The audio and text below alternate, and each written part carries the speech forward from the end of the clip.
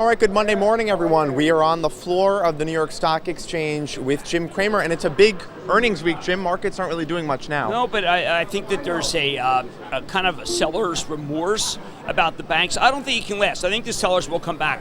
They'll let the bids build, and then they'll hit them again. But it's getting harder and harder to justify selling the banks just because they are so cheap. I mean, unless you really need money, continual money to go buy MasterCard, go buy Visa, go buy PayPal. I mean, unless you just constantly need money for those, I think what you would do is say, okay, let the bids build. Because there are a lot of buyers who want to be able to buy a stock that 10, 11 times earnings.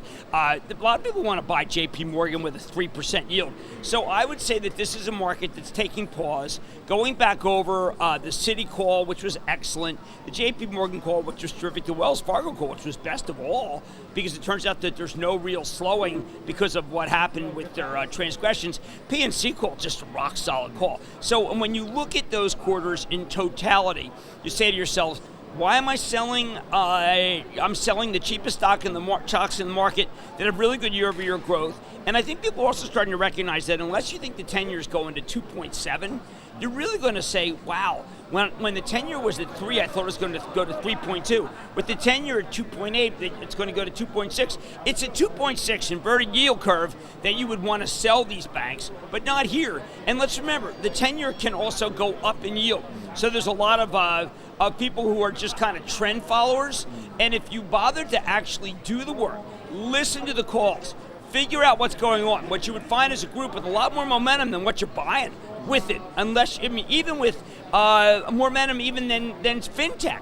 So I think that it's that the risk is that you miss the stocks, not sell the stocks. And you make that yield curve argument in your column this morning on Real Money. I have an important piece on Real Money where I think if you disagree with me, I want you to read it and understand that I am not saying that these are the greatest things ever. I am saying that while there are issues that are negative, the selling does not make as much sense as it did when you had the yield at 3.1, say, and it was too high.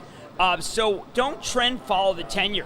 Think about the idea that could be economic expansion. I'm going to be speaking to Larry Kudlow on Wednesday about delivering alpha. Think about the idea that the tariffs won't necessarily raise a lot of money. Think about the idea that the government is pumping money in, and then try to justify why you think the 10-year can never go back to 3.31. I think you have no edge there. I think that you're just following the trend, and I think people are recognizing that. I am not saying that these stocks should necessarily go higher. I am making the case that selling them here, you better have something really good to buy that money with, because I've got to tell you, you're selling something, it's cheap to buy something dear, never been what I like to do. By the way, Bank of America, Real Money's stock of the day. They were out with earnings. Bank of America, we're doing wall-to-wall coverage of Bank of America. By the way, there'll also be a couple videos on Amazon, which I'm very excited about. We've got a video doing some pretty interesting pieces about what we're doing in Real Money, and I want you to watch the videos. And tonight you'll be talking to Brian Moynihan on Mad Money. Brian will make a pretty good case. We don't own that for Action Alerts, but the digitization of banks, the idea that they were able to close the equivalent of 1,300 branches, of course bricks and mortar cost money, just because so many people have adopted the app. They are ahead in technology. They obviously have a huge deposit base. The efficiency ratio is insanely good. And again, you're selling Bank of America. I know why you're selling Bank of America. You're selling because it's stalled. You're selling Bank of America because you think the 10-year, the interest rate is going to go lower. And what I'm saying is that necessarily isn't a better bet. And that when the 10-year was at 3.1 and everyone thought it was going to go higher, that was a bad bet. Jim, to your point on digitization with Bank of America, I'm sure you'll be talking about Erica at your teach-in in May. Right. Dan Schulman kind of poked fun at it. Well, but look, they're good partners. They're good partners now, and I think that Bank of America, Brian Moynihan could easily say, look, PayPal is a great partner of ours, and it doesn't mean anything. Zelle actually did well, too. So while there was, and I love Dan Schulman, obviously PayPal's been a huge winner, I also recognize that it sells at 39 times earnings, and what you're doing is you're selling a JP Morgan at 11 times earnings. I'm not saying you're necessarily going to buy PayPal. I am saying that there is an insanity of selling something at 9, 10 times earnings if the balance sheet's broken, and if the possibility that the 10-year goes up in yield is not off the table. I mean, remember, why did it go to 3.31? Well, you know what? I could argue is because business is a little bit better. I look at the retail sales today, and I think business is a little bit better. I look at the last 3 months of employment. I think business is a little bit better. And I come back to what Lloyd Blankfein, soon-to-be retiring CEO of Goldman, said: the 10-year's manipulated down.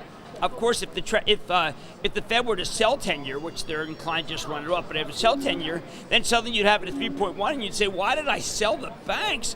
Why did I sell Citi well below book, a regular book, not tangible? Why did I sell Citi below book when Citi's buying every share? Why did I sell Wells Fargo when there's a second half buyback that is just extraordinary?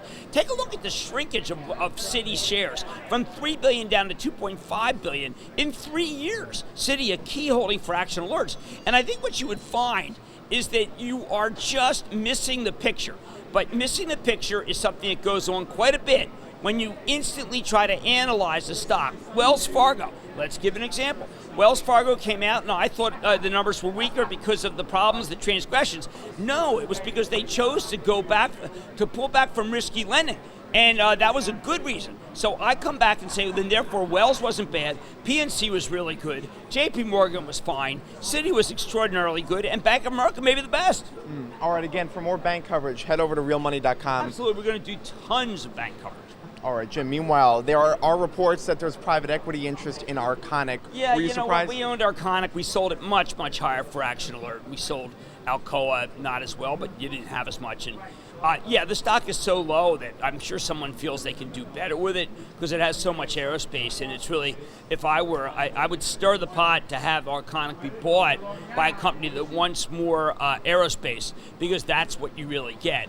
Again, Arconic really trying to run it better with Blankenship, but it is just a hard case given how poorly run Firth Rixson, which is a aerospace company, is that they bought and paid far too high a price. And there were worries about aluminum prices as well there with some of their products.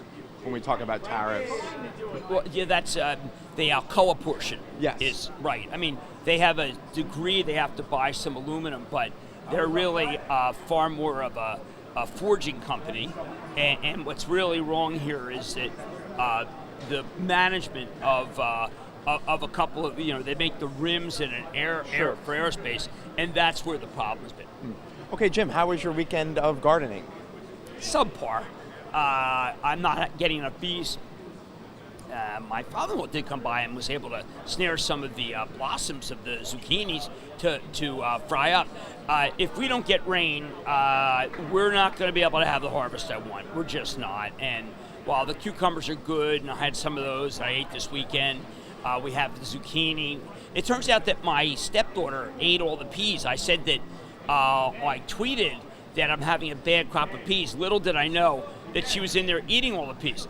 And she was in there eating all the raspberries. But that's okay, better than not to go to waste. Good bean crop.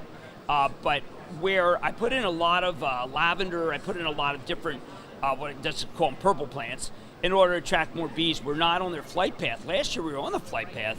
Bees are the most important thing. I know people there who say, well, why don't you get some hives? I will come back and say that the family does not want hives as much as I want hives. Did you ever have to put in Miracle Grow? No, I mean, look, what I'm going to end up doing is putting in little bits of granularity of different kinds of fertilizer in my tomatoes. I will be away. I'm going to be going on a fishing trip down to Louisiana. I'm in the I'm in the Tarpon Rodeo, which is the oldest fishing derby in the country. We got a crew. I got the house on stilts, and I intend to win. It's a 3-day fishing derby, and I will not be denied. All right. Well, we wish you luck on that. Grand Isle, Louisiana. Okay. Jim Cramer, thank you. Plenty of more stock coverage on actionalertsplus.com. Join us there.